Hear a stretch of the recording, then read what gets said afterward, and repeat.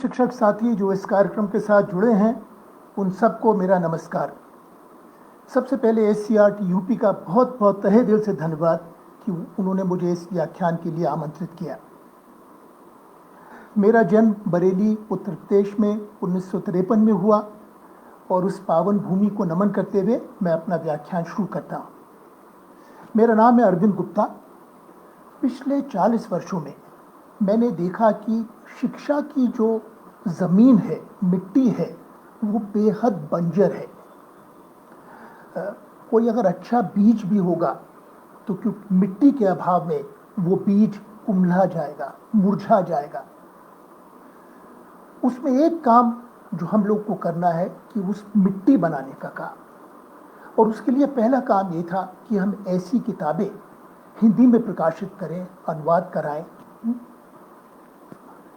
जिससे शिक्षकों का दिमाग खुले। तो पिछले 40 वर्ष में ऐसी तमाम पुस्तकें हैं, वर्ल्ड क्लासिक्स, जिनको हमने हिंदी में अनुवाद कराया और उनको शिक्षकों तक पहुंचाने की चेष्टा की। आज मैं ऐसी ही 5-6 किताबों के बारे में आपको बताऊंगा। सबसे पहली किताब है जिसकी कहानी मैं आपको सुनाऊंगा, उसका नाम है दिवा स्वप्न। ये रही वो किताब दिवा स्वप्न। इसको लिखा है गिजू भाई बधेका ने। गिजू भाई बधेका गांधी जी के समकालीन थे। गांधी जी जैसे ही पेशे से एक वकील थे। वो भी साउथ अफ्रीका गए और जाकर के उन्होंने बम्बई के हाई कोर्ट में 1-2 साल प्रैक्टिस करी, पर इसमें उनका दिल नहीं लगा। तभी उनको एक बेटा पैदा हुआ जिनका नाम था नरेंद्र भाई। तो नरेंद्र भाई के लालन पालन में गिजू भाई पूरी तरह से इन्वॉल्व हो गए। 1920 के दशक में जो सबसे प्रसिद्ध दुनिया की शिक्षाविद थी वो थी मॉन्टेसरी। तो गिजू भाई ने मॉन्टेसरी का बहुत गहन अध्ययन किया, और गिजू भाई का सबसे बड़ा योगदान ये है कि उन्होंने मॉन्टेसरी को भारत की मिट्टी के अनुकूल बनाया। गिजू भाई ने करीब 200 किताबें लिखी, पर अगर उन्होंने सिर्फ मात्र एक दिवा स्वप्न लिखी होती तो उनका नाम दुनिया के महान शिक्षाविदों में अमर हो गया होता। दिवा स्वप्न माने दिन का सपना। ये एक काल्पनिक कहानी है। इसको नेशनल बुक ट्रस्ट ने छापा है 12 भाषाओं में, और इसका जो फोरवर्ड है, आमुख है, वो प्रसिद्ध शिक्षाविद एनसीईआरटी के भूतपूर्व डायरेक्टर कृष्ण कुमार जी ने लिखा है। अब कहानी इस तरह से शुरू होती है कि एक शिक्षक होते हैं जिनका नाम है लक्ष्मी शंकर। जो कुछ भी वो स्कूलों का आलम देख रहे हैं, उसको देख करके बेहद दुखी हैं। सब बच्चे टाई पहन करके, ड्रेस यूनिफॉर्म पहन करके स्कूल जा रहे हैं। स्कूलों में हाजिरी हो रही है, स्कूलों में प्रार्थना हो रही है। वो सबको देख करके बेहद दुखी हैं। उनका कहना है कि ये सब मात्र प्रतीक है, इसका शिक्षा से कुछ लेना देना नहीं है। वो गिजू भाई एक बहुत ही मौलिक चिंतक थे। अगर आज भी उन जैसा कोई शिक्षक होता तो उनको लोग कहते ये सिरफिरा है, ये पागल है। पर उस समय अंग्रेज़ों का राज होता है और एक अंग्रेज डिस्ट्रिक्ट एजुकेशन ऑफिसर होते हैं। तो वो गिजू भाई उनके पास जाकर के कहते हैं कि साहब ये परीक्षाएं क्यों होनी चाहिए, ये पाठ्य पुस्तक क्यों होनी चाहिए। तो वो डिस्ट्रिक्ट एजुकेशन ऑफिसर उनकी बात को बड़ी गंभीरता से लेते हैं और उनसे कहते हैं कि देखो भैया, 4th क्लास मैं तुम्हें देता हूँ और साल भर तुम उसको जाके पढ़ाओ। तुम जो चाहो पद्धति उसमें अपनाओ, मैं उसमें आड़े नहीं आऊँगा, पर देखो सत्र के अंत में बच्चों को परीक्षा ज़रूर देनी पड़ेगी, नहीं तो मेरी भी नौकरी जाएगी। अब गिजू भाई इस चुनौती को स्वीकार करते हैं और अगले दिन स्कूल जाते हैं। अब ये बिल्कुल ऑटोबायोग्राफिकल है। किताब में गिजू भाई का नाम है लक्ष्मी शंकर। लक्ष्मी शंकर ने तमाम शिक्षा पे किताबें पढ़ी हैं। शिक्षा का फलसफा क्या होना चाहिए, शिक्षा का समाजशास्त्र क्या होना चाहिए, बड़े सपने हैं। अगले दिन 4th कक्षा के अंदर जाते हैं और वहाँ देखते हैं बिल्कुल कोलाहल मचा हुआ है, बिल्कुल मच्छी बाजार जैसा माहौल है। बच्चे एक दूसरे को गाली गलौज कर रहे हैं, पत्थरबाजी कर रहे हैं। तो तब उस समय वो कहते हैं, लक्ष्मी शंकर कहते हैं कि देखो हम लोग एक शांति का खेल खेलेंगे। मैं, आप लोग सब अपनी आंखें बंद करिए, मैं ओम कहूँगा और आप बाद में ओम का उच्चारण करें। अब गुरुजी तो आंखें बंद करके ओम कह रहे हैं और बाकी सारे बच्चे कुत्ते बिल्ली की आवाज़ निकाल रहे हैं। तो उन्होंने कहा अभी तक मैंने बहुत कुछ पढ़ा था पर आज मैंने झेल लिया। दिखाते हैं उस रात को 12 बजे तक लक्ष्मी शंकर टहलकदमी कर रहे हैं, अप डाउन कर रहे हैं। सोच रहे करूं तो करूं क्या, बहुत ही उद्वेलित है, बहुत ही बेचैन है। बच्चों के दिल को कैसे छूं, उनके हृदय को कैसे स्पर्श करूं। फिर अगले दिन लक्ष्मी शंकर कक्षा में जाते हैं और जाते ही बच्चों से कहते हैं कि बेटा आज तुम्हारी छुट्टी। अब छुट्टी एक जादुई शब्द है। अब सब बच्चे छुट्टी छुट्टी कह करके अपनी कक्षा के बाहर जा रहे हैं। चाहे कोई स्कूल हो, कॉन्वेंट स्कूल हो, म्युनिसिपल स्कूल हो, सरकारी स्कूल हो, छुट्टी छुट्टी होती। सब बच्चे भाग रहे हैं।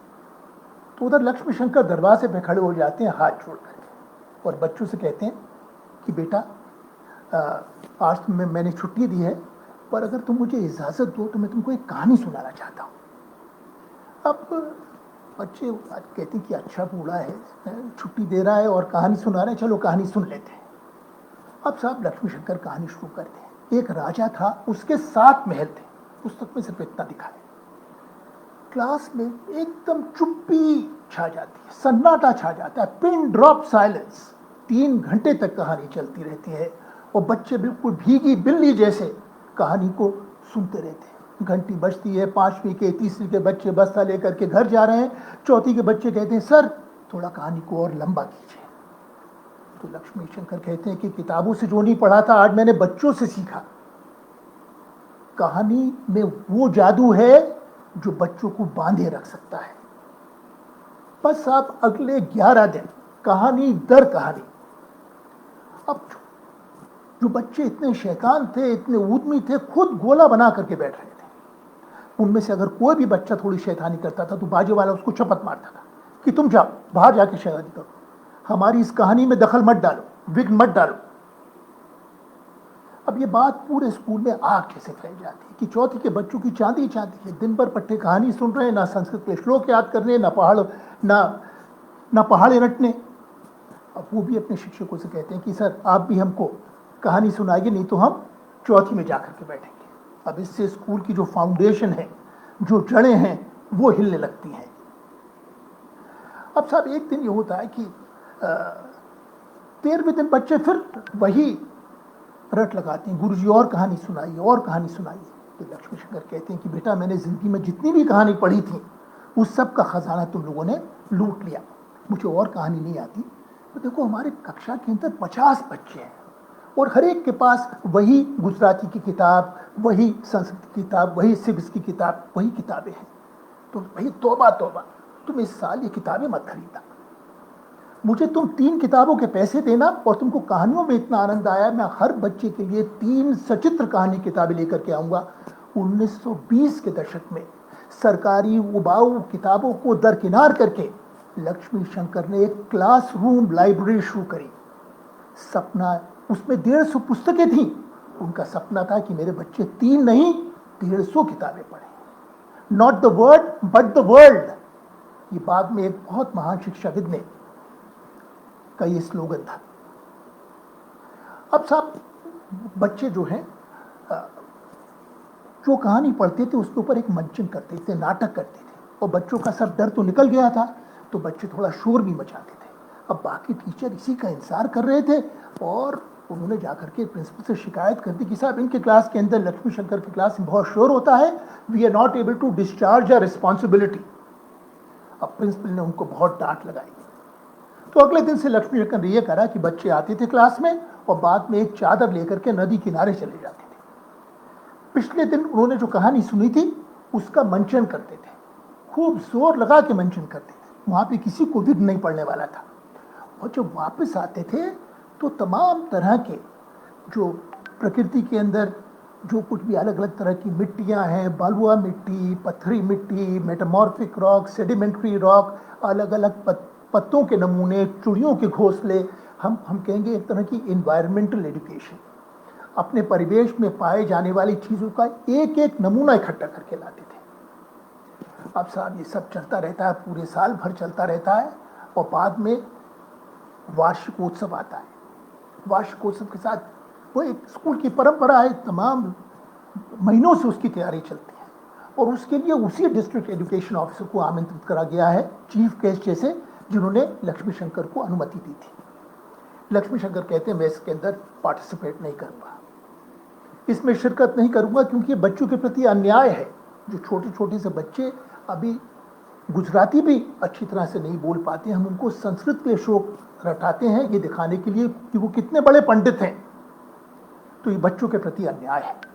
खैर, जब प्रिंसिपल उनको बहुत लताड़ते हैं, बहुत डांटते हैं, तो वो राज़ी हो जाते हैं पार्टिसिपेट करने के लिए एक शर्त के ऊपर, कि जैसे 364 दिन मेरा स्कूल क्लास चला है, वैसे ही 365वें दिन मैं इसके लिए कोई भी कतरम नहीं रचूंगा।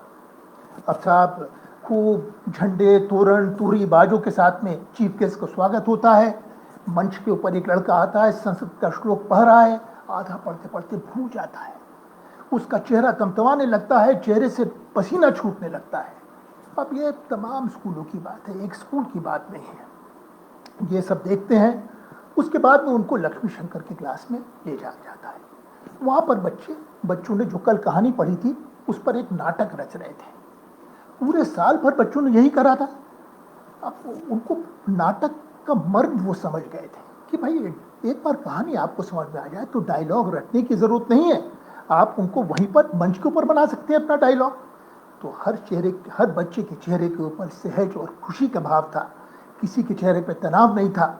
उन्होंने वो नाटक पूरा देखा, और उसके बाद में एजुकेशन ऑफिसर ने वो पूरा म्यूजियम ऑफ नेचुरल हिस्ट्री का देखा। बच्चों ने अपने परिवेश से जो औषधीय पत्ते, जो चिड़ियों के घोंसले, उनके पंख, तरह तरह की मिट्टियाँ, पत्थर इकट्ठे करे थे, पूरा एक नेचुरल हिस्ट्री का म्यूजियम, उसको देखा।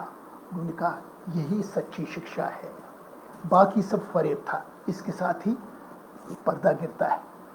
तो आपसे अनुरोध है कि आप ये दिवस स्वप्न, ये कालजयी किताब है, ये बिल्कुल पिछले शताब्दी में भारत में की सबसे मौलिक शिक्षा की कृति है, इसको ज़रूर पढ़ें। आपको ये ऑनलाइन मेरी वेबसाइट अरविंद गुप्ता टॉयज पे आसानी से मिल जाएगी। एक और किताब की आपको कहानी सुनाऊंगा, इसका नाम है तोतो-चान। ये एक जापानी किताब है, तोतो-चान, और इसके लेखक हैं टेत्सुयो कुरियांगी। ये किताब मूलतः जापान में 1980 में आई। इस एक स्कूल के बारे में, स्कूल का नाम है तोमो, और स्कूल के प्रिंसिपल थे कोबायाशी, जिनका एक शिक्षा को लेकर के एक नायाब सपना था। उन्होंने 9 रेल के डब्बे खरीदे, पुराने रेल के डब्बे, उनके चक्के निकाल दिए, उनके पहिए निकाल दिए, तो रेल के डब्बे थे और चक्के गायब थे। ये 9 डब्बों का रेल स्कूल था, जिसका नाम था तोमो। अब ये कहानी एक छोटी सी बच्ची के बारे में है, जिसका नाम था तोतो, उसी से तोतो-चान नाम पड़ा है। बड़ी चंचल थी, बहुत शैतान थी, जैसे सभी बच्चे होते हैं बचपने के अंदर। उसकी माँ ने उसका एक स्कूल में दाखिला कराया था, और तोतो वहाँ पर जाकर के उसने एक डेस्क देखी जिस पर कब्जा लगा था, जिसको खोल सकती थी, बंद कर सकती थी, खोल सकती थी, बंद कर सकती थी। अब पूरे दिन तोतो यही करती थी। डेस्क खोली, उसके अंदर ज्योमेट्री बॉक्स रखा, फिर धम से बंद करी, फिर खोली, फिर पेंसिल निकाली, फिर धम से बंद करी, फिर खोली, फिर रबर निकाली, धम से बंद करी। अब टीचर इसको देख करके पूरी तरह से आजिज़ आ गई। उसने कहा ये बच्ची क्या कर रही है, तो हाइपर एक्टिव है। उसका नतीजा ये हुआ कि छोटी सी चंचल, चतुर, मेधावी तोतो-चान को स्कूल से बेदखल कर दिया गया, उसको निकाल दिया गया स्कूल से। और तोतो-चान की माँ बड़ी ही संवेदनशील थी, बड़ी ही समझदार थी। उन्होंने अपने बच्ची को कभी नहीं बताया कि बेटे तुम्हें स्कूल से निकाला गया है। उन्होंने बस तोतो से ये कहा कि मैं तुमको एक बेहतरीन स्कूल में ले जाऊंगी, एक बेहद अच्छे स्कूल में ले जाऊंगी। और उस स्कूल का नाम था वही तोमो, रेल स्कूल, कोबायाशी वाला। अब माँ बहुत घबराई हुई थी कि कहीं तोतो-चान का कोई स्कूल से भी ना हकाल दिया जाए। तो कहीं एक रेल का डब्बा था जो प्रिंसिपल का ऑफिस था, वहाँ पर जाकर के उन्होंने दस्तक दी, और अंदर घुसी तो प्रिंसिपल ने जब माँ का चेहरा देखा तो वो एकदम भांप गए कि माँ बड़ी घबराई हुई है। उन्होंने कहा कि आप जाइए और दोपहर के बाद आप आइए और बच्चे को यहीं छोड़ जाइए। उसके बाद तोतो चान कोबायाशी के कमरे में बैठी रही और उसने क्या क्या शरारतें करी थी, उसके कौन दोस्त थे, क्या क्या खेल खेलती थी, क्या क्या खाने उसको पसंद है। 3 घंटे तक तोतो चान बड़बड़ करती रही। उसने सारी कहानियां, सारे अपने जीवन के अनुभव कोबायाशी को सुना डाले। उसके बाद उसने कहा कोबायाशी से, देखिए मेरे पास अब आपको बताने को कुछ भी नहीं बचा है। कोबायाशी बड़े समझदार थे। उन्होंने कहा बेटा तुम्हारा स्कूल में दाखिला हो गया है, अब तुम बहुत थक गई होगी ये कहानियां सुनाते सुनाते, चलो अब जा करके खाना खाते हैं। अब उनको खाना खाने के कमरे में लेके जाते हैं। 50 बच्चे हैं छोटे से स्कूल में, 9 रेल के डब्बे हैं, एक प्रिंसिपल का ऑफिस है, एक लाइब्रेरी है, एक साइंस की प्रयोगशाला है, बाकी 5-6 बच्चों के क्लास के डब्बे हैं। और वहाँ 50 बच्चे अपने अपने डब्बा खोल करके खाना खा रहे थे। कोबायाशी ने बच्चों से सिर्फ एक ही सवाल पूछा, have you got something from the sea, यानी क्या तुम्हारे डब्बे के अंदर कोई समुद्र से चीज है, कोई मछली है जिसमें प्रोटीन है, और क्या तुम्हारे पास कोई चीज पहाड़ी से है, have you got something from the sea and something from the hills, यानी तुम्हारा भोजन पर्याप्त रूप से पौष्टिक है, उसके अंदर प्रोटीन है और कोई फल है जिसमें विटामिन है। अब तोतो चान को इसमें बड़ा मजा आया, something from the hills and something from the sea. Kobayashi बड़े ही विलक्षण व्यक्ति थे। वो कभी किसी एक किसान को बुला लाते थे कि उसे 50 साल का खेती का अनुभव है, वो किसी एग्रीकल्चर साइंटिस्ट से कहीं ज़्यादा जानते थे, और बच्चों से कहते थे कि तुम इनको खेती के बारे में पढ़ाओ। किसी दिन एक साइकिल मैकेनिक को पकड़ लाते थे, उसने 20 साल साइकिल मरम्मत करी थी, तो उसकी बहुत दक्षता थी, बहुत जुगाड़ू था। और बच्चों को, जो लोग अपने हाथ से काम कर पाते हैं, उनको देखने में अपार आनंद आता है।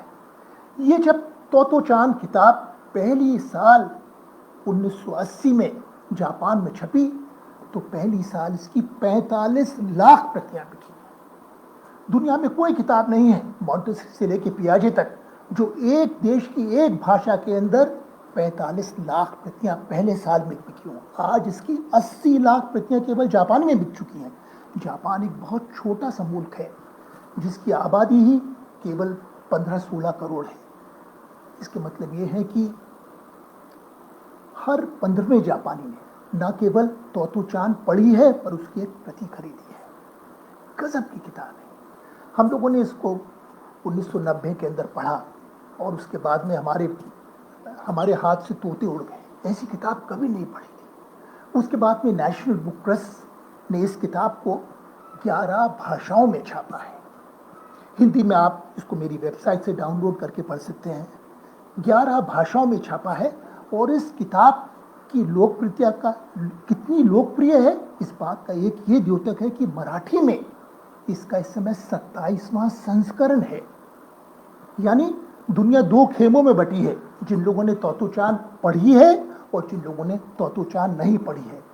मेरी आपसे यही अपील है कि आप उस खेमे में जाइए जिन लोगों ने तोतो चान पढ़ी है।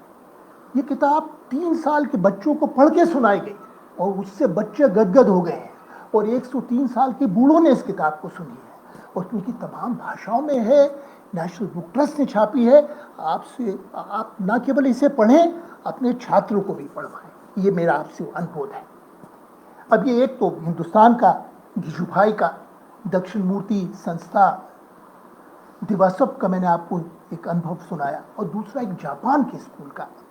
टेत्सुको कुरियांगी जो तोतो चान की लेखिका हैं, वो अभी समय 85 वर्ष की हैं और यूनिसेफ की एम्बेसडर हैं बच्चों के लिए। जहाँ कहीं दुनिया के अंदर जंग होती है, युद्ध होते हैं, तो वहाँ बच्चों की सुरक्षा के लिए वो अपील करने के लिए यूनिसेफ की तरफ से जाती हैं। बड़ी ही संवेदनशील इंसान है। इस किताब को आप ज़रूर पढ़िए। अब तीसरी किताब, इसका नाम है टीचर। अंग्रेजी में इसका नाम टीचर है और इसको सिल्विया एश्टन वार्नर ने लिखा है। हिंदी में इसका अनुवाद है अध्यापक, और इसका अनुवाद पूर्वा याग्निक कुशवाहा ने करा है, जिन्होंने तोतो चान का भी अनुवाद किया था। अब ये टीचर की जो कहानी है वो सिल्विया एश्टन वार्नर ने लिखी है, और ये न्यूजीलैंड की कहानी है। न्यूजीलैंड की जो मूल जनजाति थी, जैसे अपने यहाँ गोंड, बैगा, अलग अलग तरह की जनजातियां होती हैं, वहां की जनजाति का नाम था माउरी। सिल्विया एश्टन वार्नर ने एक माउरी स्कूल में 20 साल पढ़ाया।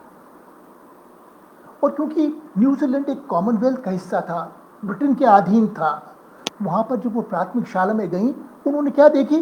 वो ब्रिटेन की किताबें, John come out, look at the boats. तो सिल्विया ने कहा ये क्या तुक हुई? वो इंग्लैंड की किताबों का तुम्हारी जिंदगी के साथ में क्या लेना देना? और सबसे बेहतरीन काम ये करा सिल्विया एश्टन वार्नर ने कि वो ब्रिटेन की किताबों को झाड़ू निकाल करके क्लास से बाहर फेंक दिया। उन्होंने कहा कि देखो, बच्चों के पहले शब्द वो होने चाहिए जो बहुत आत्मीय हों। और उन्होंने एक शब्द रचा जिसका नाम था इमोटिव वर्ड्स, भावनात्मक वर्ड्स। बच्चे की जिंदगी के अंदर पहले शब्द वो होने चाहिए जो बच्चों की भावनाओं के साथ में बहुत गहराई से जुड़े हों। तो वो बच्चों से कहती थी कि बेटा, आज बताओ तुम्हें कौन सा शब्द चाहिए? कोई बच्चा कहता था कि साहब मुझे चाहिए ड्रिंक। ड्रिंक मतलब दारू। भाई दारू क्यों? क्योंकि कल उसका बाप दारू पी करके टुन्न हो करके घर आया था और उसने माँ की जम करके पिटाई लगाई थी, और ये बच्चा उसका मुक्त भोगी था। उसने उस क्रूर दृश्य को खुद देखा था, तो उसको एक ही शब्द सताया था, ड्रिंक। तो सिल्विया कहती है कि इसको मोटे कार्ड पे लिखना, DRINK, पतले कागज से मत लिखना, क्योंकि बच्चा इसके साथ में सोएगा। ये बच्चे के लिए बहुत ही एक अहम शब्द है। और ये वो शब्द उसके बाद न केवल बच्चे के दिमाग में जाता था, उसके हृदय में एक स्थान बनाता था। अगले दिन जब बच्चा आता था तो जैसे हम बहुत बार कहते हैं कि इस शब्द का वाक्य बनाओ, make a word, make a sentence out of a particular word. तो सिल्विया बच्चे से कहती थी, tell me the story of drink, मुझे दारू की कहानी सुनाओ। अब बच्चे क्या करते?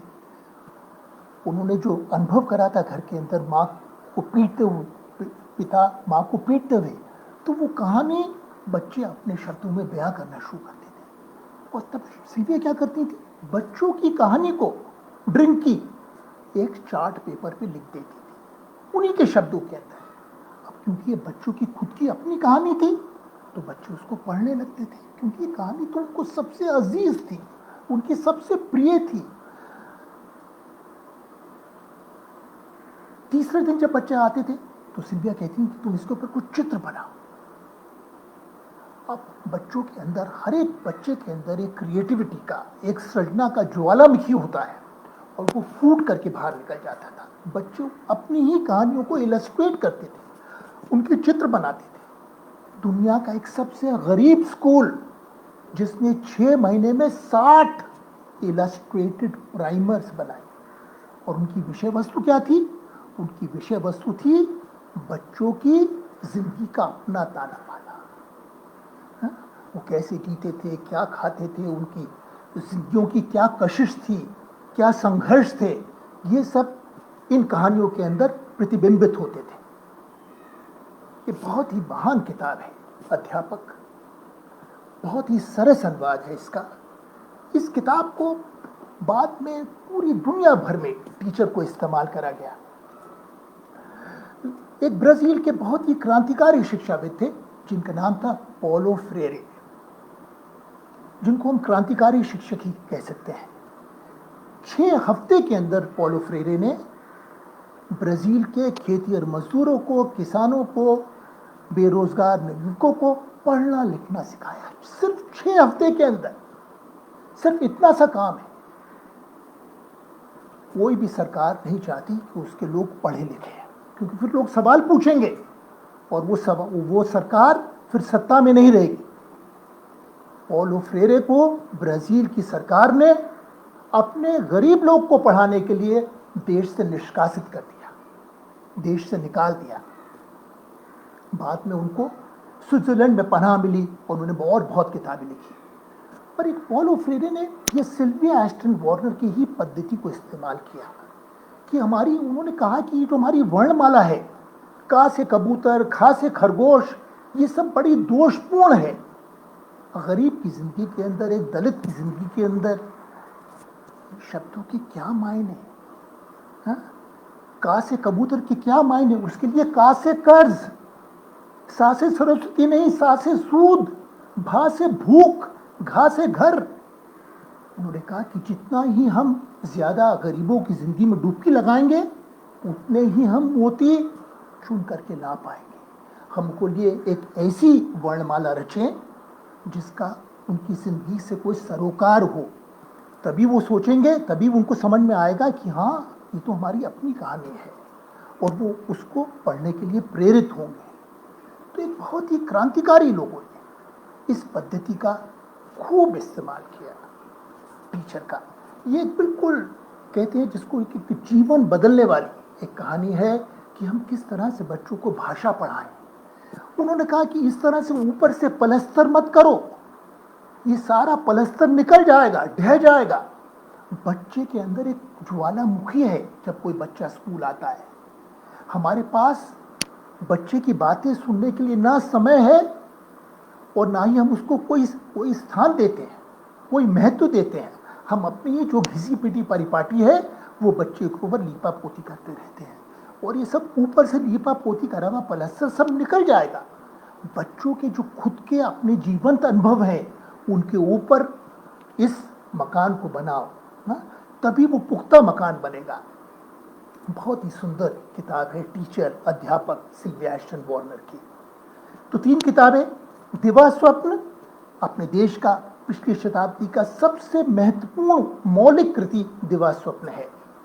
उसके बाद में तोतो-चान, जो कि जापान का एक सबसे नायाब, एक वर्ल्ड क्लासिक है, और ये बिल्कुल एक कहानी के रूप में लिखी गई है। ये कोई शैक्षणिक टोम नहीं है, बिल्कुल उबाऊ ढंग से लिखा हुआ, जिसको पढ़ने का मन नहीं करता।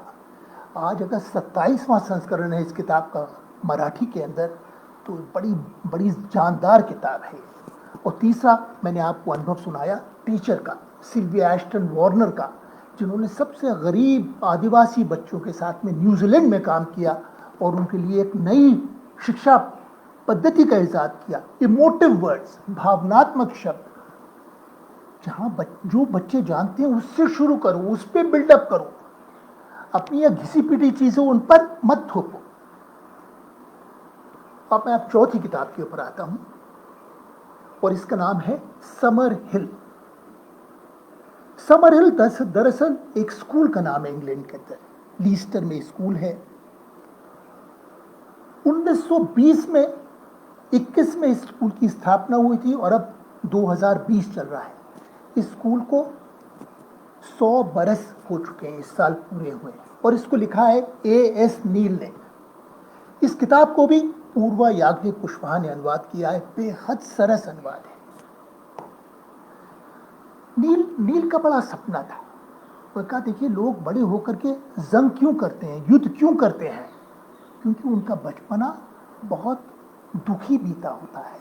उन्होंने बचपन में कुछ यातनाएं झेली होंगी, बहुत ताने झेले होंगे, तभी वो बहुत दुखी होंगे और तभी ये काम करते हैं। तो उनका ये था कि to have a happy childhood, कि बच्चे एक ऐसा स्कूल हो जहाँ पर बच्चे अपने बचपने को जी सकें, और जहाँ पर बड़े अपनी मान्यताएं उनके ऊपर ना थोपे। तो उन्होंने 1920 में ये स्कूल शुरू करा, समर हिल। इस स्कूल में बहुत कम बच्चे हैं, 60, 70, 80 से ज़्यादा बच्चे कभी नहीं हुए। इसका एक द्योतक ये है कि पिछले 100 बरस में समर हिल से कितने बच्चे पास आउट होके निकले हैं? करीब 1000 से ज़्यादा नहीं, क्योंकि हर साल ये स्कूल, छोटा सा स्कूल, 10 बच्चे लेता है। पर इसमें का जो शैक्षणिक योगदान है वो बेहद महत्वपूर्ण है, एकदम वर्ल्ड क्लास है। दुनिया में जिन लोगों की भी मुक्ति के अंदर, आज़ादी के अंदर, स्वतंत्रता में जिनका विश्वास है, वो चाहते हैं कि उनके बच्चे समर हिल में पढ़ें। और नील के बाद, नील का 35 साल पहले देहांत हो गया। उसके बाद से उनकी बेटी जो रेडहेड स्कूल को चलाती है। हमने बहुत कोशिश करी, उनको लिखे, बहुत पत्र लिखे जो रेडहेड को, कि आपके पिता की ये बहुत ही एक महत्वपूर्ण किताब है, हम चाहते हैं कि इसका हिंदी में अनुवाद हो और ये हमारे हिंदी भाषी शिक्षकों तक पहुँचे।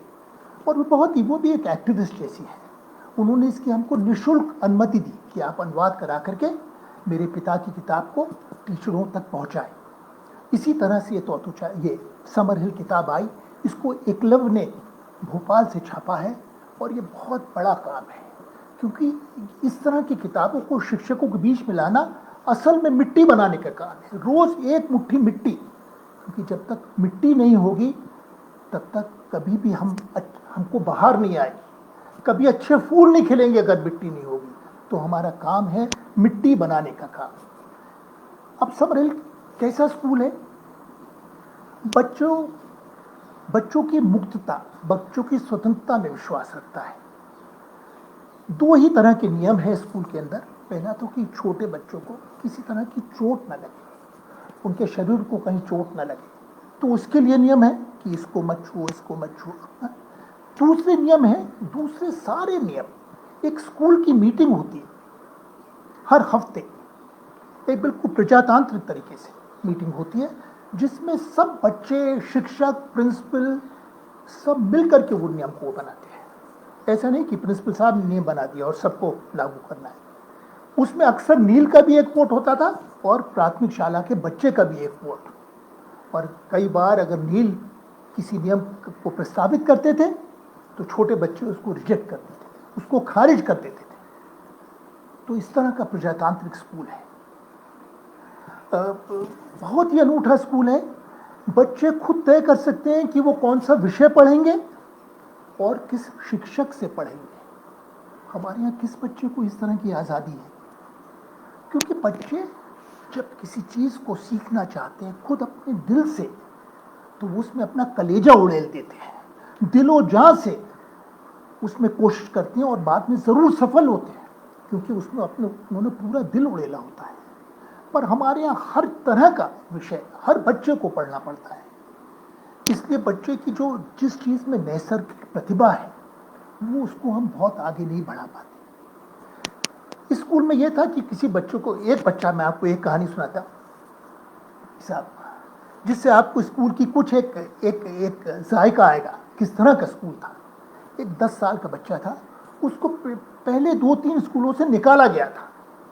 ही वॉज आउटस्टेड, निष्कासित किया गया था कि भाई हाइपर एक्टिव है, या तमाम तमगे लगा देते हैं स्कूल।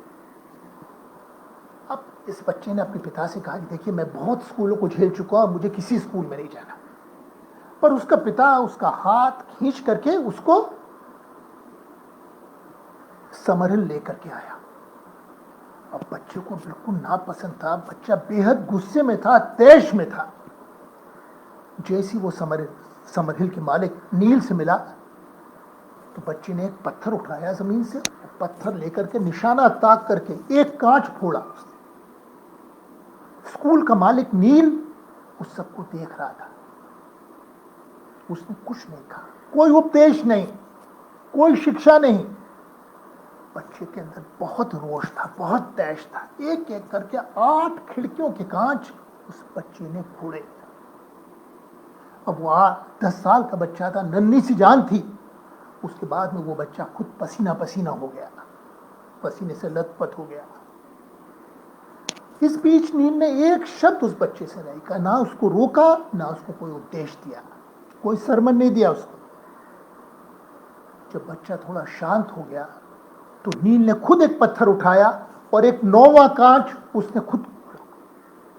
इसके पीछे का संदेश एक छोटा संदेश था, be on the side of the child. Management की तरफदारी मत करो, पालकों की तरफदारी मत करो, टीचर की तरफदारी मत करो। अगर किसी को करनी है तो बच्चे की तरफदारी करो। ये इसका संदेश था। अब जैसे मैंने आपसे पहले अर्ज किया कि बच्चे ये तय कर सकते थे वो कक्षा में जाएं या ना जाएं। अक्सर कक्षाएं इतनी उबाऊ होती हैं, बच्चों का मन नहीं करता वहां जाने का। पर हर स्कूल में बच्चों को बैठना पड़ता है, उसको झेलना पड़ता है। पर यहाँ पे बच्चों को स्वतंत्रता थी। एक और लड़की की कहानी है जिसकी पढ़ाई लिखाई में बिल्कुल रुचि नहीं थी, पर वो हाथ से काम में बहुत कुशल था। एक उसको कहेंगे एक बिल्कुल ग्रीन फिंगर्स, एक बिल्कुल एक बॉर्न मिस्त्री, एक जन्मजात जो एक जुगाड़ू, एक मिस्त्री जैसा हो। अब नील खुद एक बहुत ही कुशल मैकेनिक थे। उनकी एक वर्कशॉप थी जिसके अंदर खराद थी, बहुत सारे टूल टाल थे वहाँ पर। तो नील ने उसको आज़ादी देती थी कि बेटा तुम ठीक है, तुम्हारी कक्षा में रुचि नहीं है, ये ABCD पढ़ने में रुचि नहीं है, किताबें पढ़ने में रुचि नहीं है, गणित पढ़ने में रुचि नहीं है, ये मुझे मान्य है। तुम जाओ और जाके वर्कशॉप में काम करो। अब ये 11 बरस बच्चा समरहिल में रहा, एक कभी किसी कक्षा में नहीं गया, और ये नील को मान था, उस स्कूल को मान था, और वो वर्कशॉप में अपने कारीगिरी सीखता रहा और बाद में बेहद एक कुशल मैकेनिक बन गया, बिल्कुल हाथ से दक्ष, एकदम दक्ष। और स्कूल से निकलने के बाद में, क्योंकि वो इतना स्किल्ड मैकेनिक था, तो उसको एक फैक्ट्री के अंदर नौकरी मिल गई। वहां पर भी वो तरक्की करता रहा। अब साहब स्कूल छोड़ने के 4-5 साल बाद एक दिन इस लड़कियों को एक मैनुअल पढ़ना था। मैनुअल मतलब कुछ एक इंस्ट्रक्शन, निर्देशों की किताब है कि साहब आप ये करेंगे तो इस तरह से बना पाएंगे। पर उसने पाया कि वो तो पढ़ना लिखना जानता ही नहीं था, अब क्या करे। पर उसको वो पढ़ना बेहद ज़रूरी था, क्योंकि वो कुछ बनाना चाहता था। तो उसने कहा कोई बात नहीं। अगले 3 महीने में उसने खुद मेहनत करके पढ़ना लिखना सीख लिया उस लड़के ने, और उस मैनुअल को पढ़ पाया, और उसके निर्देशों को फॉलो करके वो जो प्रोजेक्ट करना चाहता था उसने पूरा किया। अब ये हमको यही दिखाता है कि जब बच्चे किसी चीज़ को करना चाहते हैं खुद, अपने आप, थोपा नहीं, ऊपर से जोर ज़बरदस्ती नहीं, तो वो उसको ज़रूर कर पाते हैं, क्योंकि वो अपना उसमें दिलो दिमाग लगाते हैं, पूरी पूरी शिद्दत के साथ उसको करते हैं, और उसमें ज़रूर सफल होते हैं। समरहिल एक बहुत ही नायाब एक तरह का स्कूल है, 100 साल का स्कूल, और इसके निकले हुए बच्चे कहाँ काम करते हैं। कुछ अपने आप, कुछ कैम्ब्रिज और ऑक्सफोर्ड में गणितज्ञ हैं, कुछ साइंटिस्ट हैं, कुछ बच्चों की किताबें लिखते हैं कि उन्होंने, किसी ने नृत्य में कुछ अंतर्राष्ट्रीय ख्याति प्राप्त करी है, किसी ने संगीत में ख्याति प्राप्त की है। तो सिर्फ 1000 बच्चे इस छोटे से स्कूल से निकले हैं, और उसका शैक्षणिक योगदान बेहद ही महत्वपूर्ण रहा है, खास करके ऐसे लोग के लिए जो बच्चों की स्वतंत्रता और एक प्रजातांत्रिक तरीके में जिनका विश्वास है, उनके लिए ये बिल्कुल एक जीवन बदलने वाली किताब है। शिक्षा के ऊपर आपका जो नज़रिया है, अगर वो कोई किताब बदल सकती है तो वो है समरहिल। इसको आप मेरी वेबसाइट अरविंद गुप्ता टॉयज से डाउनलोड कर सकते हैं। ये सारी किताबें जो आपको मैं बता रहा हूँ, ये सब निःशुल्क पब्लिक डोमेन में उपलब्ध हैं, क्योंकि एक दिन यही मिट्टी बनाने का काम करेगी। जो कोई जिन भी शिक्षक साथियों के दिल में कोई तमन्ना है बच्चों को अच्छा सिखाने के लिए, है, बच्चों का जीवन अच्छा करने के लिए, बच्चों के सपने साकार करने के लिए, उनके लिए ये किताबें बेहद काम आएंगी, और यही इनको रचने का उद्देश्य है। दिवा स्वप्न, तोतोचान, टीचर, और अभी आपने समरहिल की कहानी पढ़ी। 4 उम्दा किताबें हैं, वर्ल्ड क्लासिक्स। उसके बाद में मैं आपको एक अन्य और किताब के बारे में बताऊंगा। इसका नाम है अब हम आज़ाद हैं। अंग्रेजी में इसका नाम है फ्री एट लास्ट, और इसको लिखा एक भौतिक शास्त्री ने जिनका नाम है डैनियल ग्रीनबर्ग। अब हम आज़ाद हैं, इसको भी पूर्वा जी ने अनुवाद किया है। किसी दिन भारत में हिंदी में शिक्षा की किताबों का कभी इतिहास लिखा जाएगा तो उसमें पूर्वा याज्ञनिक कुशवाहा का नाम स्वर्ण अक्षरों में होगा, क्योंकि दुनिया की सबसे वर्ल्ड क्लासिक्स जो शिक्षा के ऊपर हैं, उन्होंने ऐसी करीब 15 किताबों को उन्होंने हिंदी में बहुत ही पठनीय हिंदी में अनुवाद किया है। अब डैनियल ग्रीनबर्ग एक भौतिक शास्त्री थे, और ये है 65-66 की बात। उनके 3 बच्चे थे। उन बच्चों के लिए वो ये बॉस्टन कैम्ब्रिज की बात है, जहाँ पर MIT, हार्वर्ड यूनिवर्सिटी मौजूद हैं। तो वो अपने बच्चों के लिए एक गैर सरकारी स्कूल की तलाश कर रहे थे, कि जहाँ पे सरकारी स्कूलों की जड़ता ना हो, जहाँ पर लोच हो, टाइम की फ्लेक्सिबिलिटी हो। पर उन्होंने इस तरह का कोई भी प्रयोगात्मक स्कूल बॉस्टन में, कैम्ब्रिज में 60 के दशक में नहीं था। तो 1968 में कुछ पालकों ने, कुछ माँ बापों ने और कुछ शिक्षाविदों ने मिलकर के एक नया स्कूल गढ़ा जिसका नाम था सडबरी वैली स्कूल। ये करीब आधे घंटे की ड्राइव है बॉस्टन से, और 10 एकड़ का एक फार्म था जो उन्होंने तब 68 में $50,000 का खरीद लिया। उसमें तमाम पेड़ थे, खलिहान था और एक तलैया थी। तो ये स्कूल 68 से, यानी इसको भी 52 साल हो गए हैं, और उन्होंने उस स्कूल की कहानी इसमें लिखी है। सुंदर कहानी है। डैनियल ग्रीनबर्ग खुद समरहिल के A.S. नील से बहुत प्रभावित थे, और दूसरा व्यक्ति था जिसको उन्होंने बहुत प्रभावित किया था, वो अमेरिका के श्रेष्ठतम शिक्षाविद जॉन होल्ट, जिन्होंने किताबें लिखी how children fail, how children learn, learning all the time. ये उनकी 13 करीब किताबें जॉन होल्ट ने लिखी हैं। इसमें से 5-6 किताबें हिंदी में आई हैं। हाउ चिल्ड्रन फेल, बच्चे असफल कैसे होते हैं, इस किताब को भी एकलव्य ने भोपाल से छापा है। बिल्कुल सुंदर किताब है। इसका 60-70 दुनिया की भाषाओं में इस किताब का।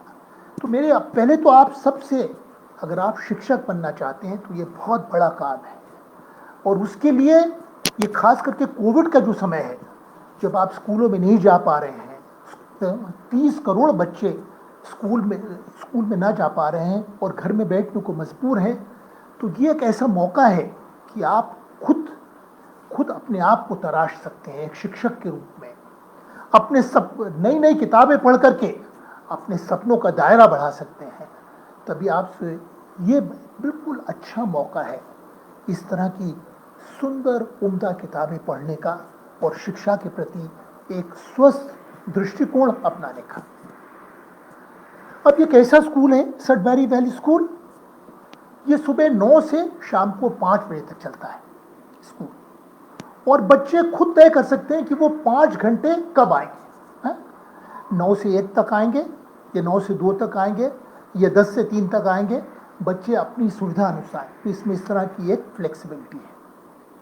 दूसरा, स्कूल का ये मानना है कि स्कूल के अंदर हर एक कक्षा के अंदर किताबें हैं, संगीत के वाद्य यंत्र हैं, एक प्रयोगशाला है, विज्ञान की लाइब्रेरी है, टीचर भी हैं, इस तरह की सारी सुविधाएं स्कूल के अंदर। पर स्कूल का मानना है इसमें 2 चीजें गायब हैं। कोई भी पाठ्यक्रम नहीं है स्कूल के अंदर, और कोई टाइम टेबल नहीं है। बच्चे आते हैं यहाँ पर स्कूल के अंदर और खुद तय करते हैं कि वो उस दिन क्या करेंगे। क्या वो वर्कशॉप में जाकर के बढ़ईगिरी करेंगे, क्या वो साइंस की प्रयोगशाला में जाकर के ऑक्सीजन बनाएंगे, या कुछ क्रिस्टल बनाएंगे, या वो लाइब्रेरी में जाकर के पढ़ेंगे, या वो फिर बाहर जाकर के फ्रिस्बी या क्रिकेट खेलेंगे मैदान में जाकर के, या अपना डब्बा खोल करके अपनी सैंडविच खाएंगे, या पेड़ों पे चढ़ेंगे, या फिर तलैया में मछली निहारेंगे। ये पूरी छूट है बच्चों को कि पूरे दिन 5 घंटे क्या करेंगे। कोई टाइम टेबल नहीं है, कोई पाठ्यक्रम, कोई करिकुलम नहीं है जो उनको अपनाना है। बड़ा अजीब सा स्कूल है। शिक्षक हैं, पर शिक्षकों को एक हिदायत, वार्निंग दी गई है कि जब तक बच्चे आपसे कुछ न पूछें आप उनको कुछ नहीं सिखाएंगे। क्योंकि उनकी मान्यता है कि हर बच्चा एक बॉर्न लर्नर है, उसके अंदर बहुत प्रबल इच्छा होती है खुद सीखने की। ये उनके अंदर एक जन्मजात इच्छा है बच्चों के अंदर सीखने की, और अगर उसको हम मौका देंगे तो वो बहुत आगे बढ़ेगी, उनको बहुत आगे लेकर के जाएगी। स्कूल का एक दो कहानियाँ ऐसी हैं। एक लड़का है जो एक वाद्य यंत्र बजाता है, चेलो, स्ट्रिंग का, डोरियों का, तारों का वाद्य यंत्र, जैसे हमारे सितार, वीणा होती है, चेलो। अब उसकी चेलो बजाने के अंदर बस वही रुचि है। स्कूल आता है और 5 घंटे बस चेलो बजाता है। अब हो सकता है कुछ बच्चों को उससे नाराजगी भी हो, कुछ डिस्टर्बेंस होता हो, तो स्कूल ने कहा है कि देखो भैया, हमारे नीचे एक तहखाना है, एक अंडरग्राउंड एक सेलर है, आप वहाँ जाइए। तो ये बच्चा रोज आता है और 5 घंटे तहखाने में बैठ करके बस चेलो की प्रैक्टिस करता है, उसका अभ्यास करता है। एक दिन महान चेलो वादक बनेगा। स्कूल की एक और छोटी सी घटना बताता हूँ आपको। एक लड़का है जिसका नाम है डैन, अभी करीब 12 साल का है, और स्कूल में एक छोटी सी तलैया है। पिछले 4 साल से डैन सडबरी वैली स्कूल में जा रहा है, और वो जाने के बाद में वहाँ तलैया पे जाता है और तलैया पे खड़े होकर के पूरे दिन भर मछलियों को निहारता है और मछलियाँ पकड़ता है। कोई किताब नहीं पढ़नी, कोई साइंस का एक्सपेरिमेंट नहीं करना, कोई वाद्य यंत्र नहीं सीखना, कोई लेक्चर नहीं सुनना, किसी में उसकी रुचि नहीं। उसकी रुचि सिर्फ मछली निहारने में है। और वो घर बहुत खुश होकर के जाता है, उसकी माँ बहुत खुश होती है अक्सर, और उसके बाप का नाम है, पिता का नाम है जॉन, जो बहुत ही नाखुश है कि 4 साल से जा रहा है, इसने किताब का पन्ना पलट के नहीं देखा इसने, है? और वो बहुत ही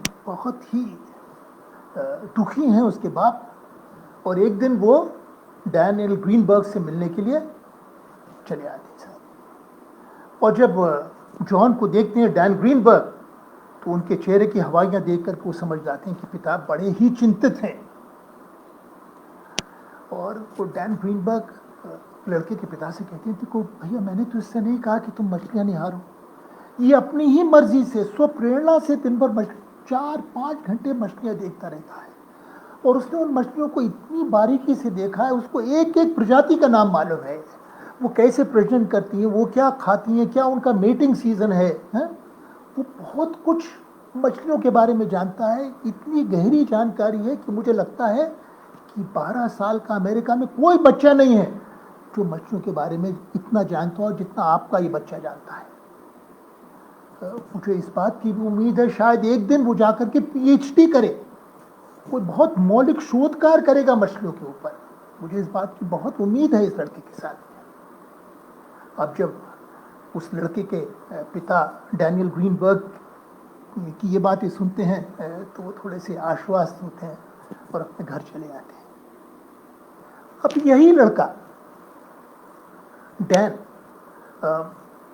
3 साल के बाद में उसकी जो भयंकर रुचि थी मछलियों के अंदर, वही रुचि ट्रांसफर होकर के कंप्यूटर्स में चली जाती है। अब कंप्यूटर्स में वो पूरी तरह से रम गया है, उसी शिद्दत के साथ में, उसी लगन के साथ में वो कंप्यूटर्स के बारे में सीख रहा है। जब तक वो 16 साल का होता है, 16 साल की उम्र में ये लड़का डैन एक कंप्यूटर कंपनी का मालिक होता है। और ये तभी संभव हो पाया क्योंकि स्कूल ने उसको वो छूट दी। अगर उस पर इस तरह से अंकुश कसे रहते, उस पर लगाम कसे रहते, तो कभी भी उसकी इस तरह की प्रतिभा नहीं निखरती। तो बहुत नायाब किताब है। अब हम आज़ाद हैं, Sudbury valley school, Daniel Greenberg. ये हिंदी में है, आप इसको जरूर पढ़िए, आपसे यही मेरी इच्छा है। अब एक अंत में मैं आपको एक और किताब के बारे में बताऊंगा, और मेरी सबसे प्रिय किताब है जिसको मैंने सबसे अंत के लिए रखा है। इसका नाम है नील बाग के डेविड। आप इस चित्र को यहाँ देख सकते हैं, नील बाग के डेविड इसका नाम है। नील बाग एक स्कूल का नाम था जिसको डेविड चलाते थे। डेविड यानी डेविड हॉसब्रो एक अंग्रेज थे जो 1943 में बिल्कुल द्वितीय महायुद्ध के समय रॉयल एयरफोर्स से भारत आए थे, और उनकी पोस्टिंग हुई थी जो आज बांग्लादेश में चिटगांव में उनकी पोस्टिंग हुई थी। वहाँ पर अभी पूर्वी बंगाल में बहुत सारे पोखर हैं, छोटे छोटे से गांव हैं। तो वो एक गांव में थे जहाँ पर 4-6 मकान थे, 2-3 मुसलमानों के मकान थे, 2-3 हिंदुओं के मकान थे, पोखर था और सब धान की फसल थी। तो वो शांत वातावरण देख करके डेविड हॉसब्रो बेहद प्रभावित हुए। उन्होंने कहा मैं यही करना चाहता हूँ, मैं एक स्कूल मास्टर बनना चाहता हूँ। इंग्लैंड वापस गए, वहाँ पर उन्होंने संस्कृत का अध्ययन किया, उर्दू का अध्ययन किया। अंग्रेज होते ही अंग्रेजी अच्छी जानते थे, और बाद में वापस आए और ब्रिटिश काउंसिल के साथ में काम किया। वो जिड्डू कृष्णमूर्ति, जिनके कृष्णमूर्ति स्कूल हैं, उनके फलसफे से बहुत प्रभावित थे। तो कुछ वर्ष उन्होंने ऋषि वैली स्कूल, जो कृष्णमूर्ति का स्कूल है, उसमें जाके पढ़ाया। पर वो जल्दी समझ गए कि ये कृष्णमूर्ति का जो ऋषि वैली स्कूल है ये रईस बच्चों के लिए है। बम्बई, पूना, दिल्ली के बच्चे वहाँ पे जाते हैं, गरीब बच्चों के लिए नहीं है। तो उन्होंने ऋषि वैली से ही करीब 30 किलोमीटर दूर और बेंगलोर से 100 किलोमीटर दूर 9 एकड़ ज़मीन खरीदी और वहाँ पर नील बाग की स्थापना करी 1972 में। और बिल्डिंगें कैसे बनाई? एक अंग्रेज आर्किटेक्ट थे जिनका नाम था लॉरी बेकर। लखनऊ में एक लिटरेसी हाउस है जिसको वेल्टी फिशर जी ने शुरू करा था, जिसका डिज़ाइन लॉरी बेकर ने किया था। जो लोग आप लखनऊ में कभी जाते हो तो वहाँ पर एक ही तीर्थ स्थल है, एक ही अच्छी इमारत है देखने लायक, वो है लिटरेसी हाउस। उसका आर्किटेक्चर बहुत महत्वपूर्ण आर्किटेक्चर है। तो लॉरी बेकर ने उनकी मदद करी, उन्होंने वो छोटा सा स्कूल बनाया। अब ये स्कूल छोटा सा स्कूल था, 50-60 बच्चे और सब आसपास के गांव के बच्चे आते थे। हाँ? और इन बच्चों के माँ बाप क्या करते थे? ज़्यादातर भूमिहीन किसान थे, मजदूर थे, इसमें कोई पैसे वाला नहीं था। सबसे गरीब दलित बच्चे आते थे जिनके घर में कोई पढ़ाई का माहौल नहीं था। अब आप पूछेंगे कि स्कूल कैसे चलता था? अब डेविड हॉसब्रो प्रतिभा के बेहद धनी थे।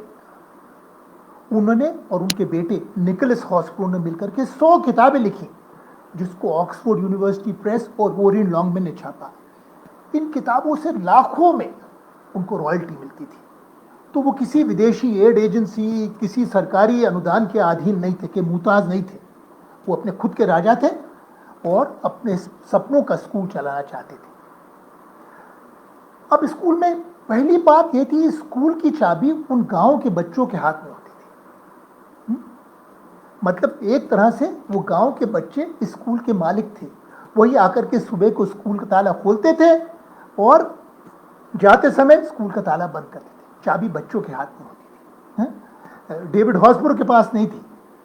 शैक्षणिक प्रणाली, डेविड के बहुत सपने थे। एक बड़ा हॉल था।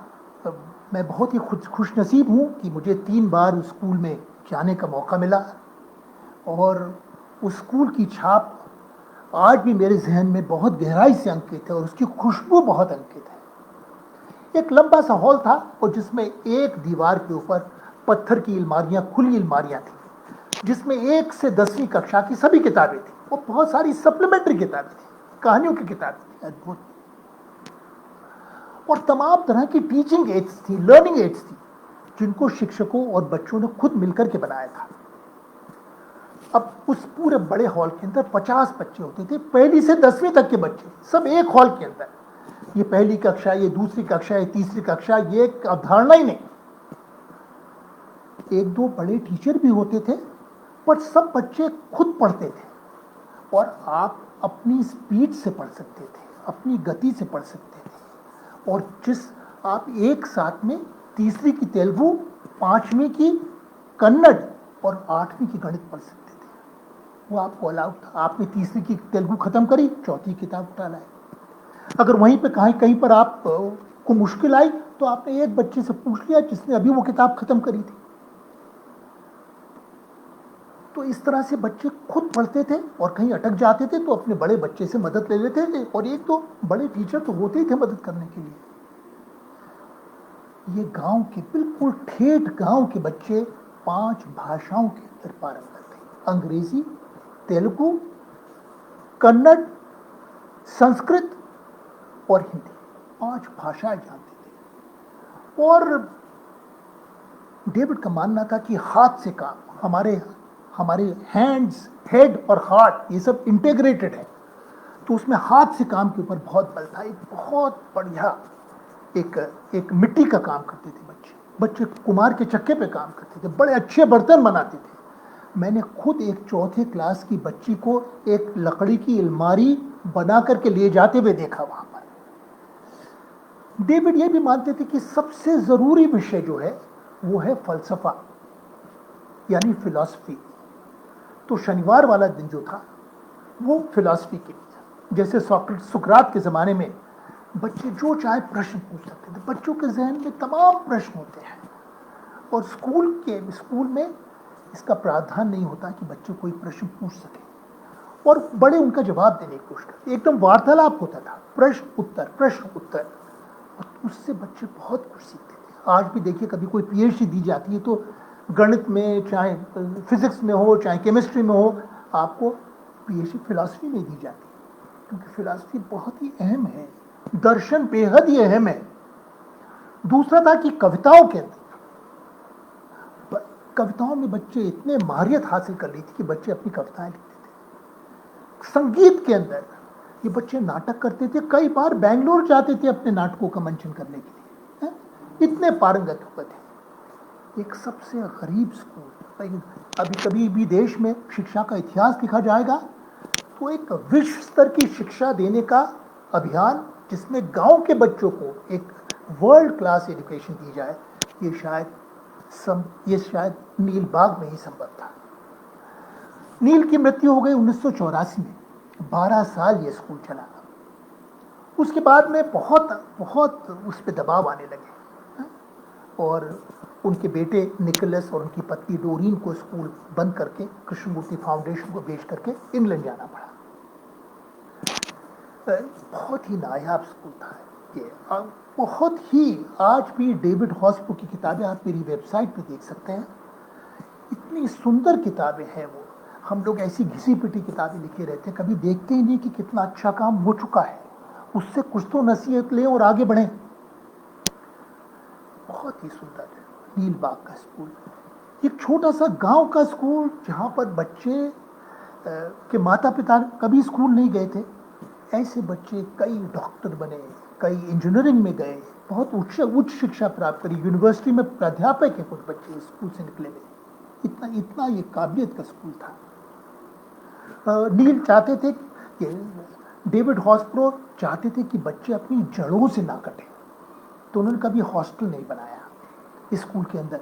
बच्चे सुबह आते थे, 1 घंटा स्कूल से 1 घंटा शुरू होने से पहले स्कूल में आ धमकते थे, क्योंकि सबसे रोचक जगह उनके जीवन के अंदर वो स्कूल था। स्कूल खत्म होने के बाद में घर जाते थे और शाम को घर में कोई होमवर्क करने के लिए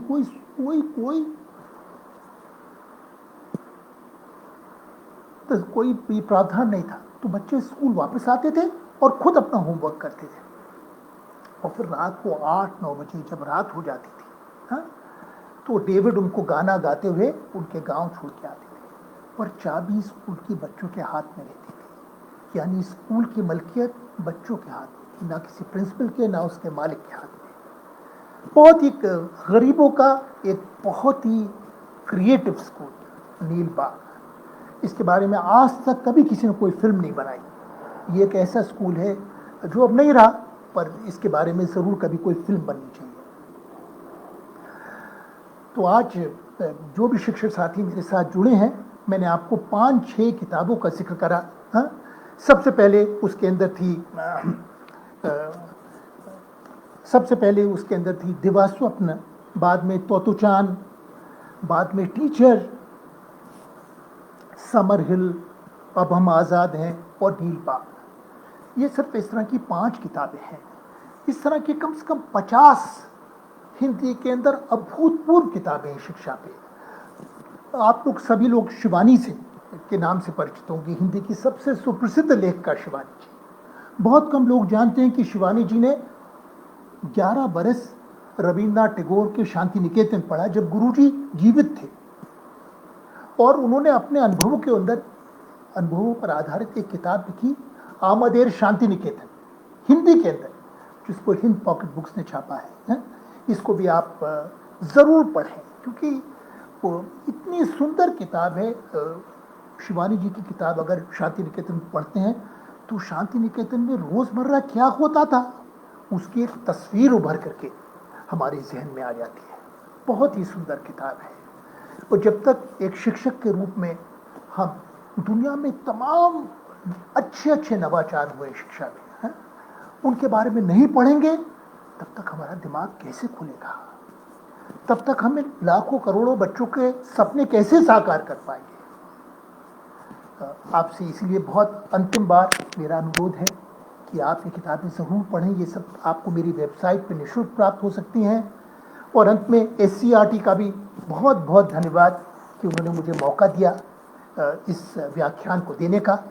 उनका बहुत हार्दिक धन्यवाद। नमस्कार।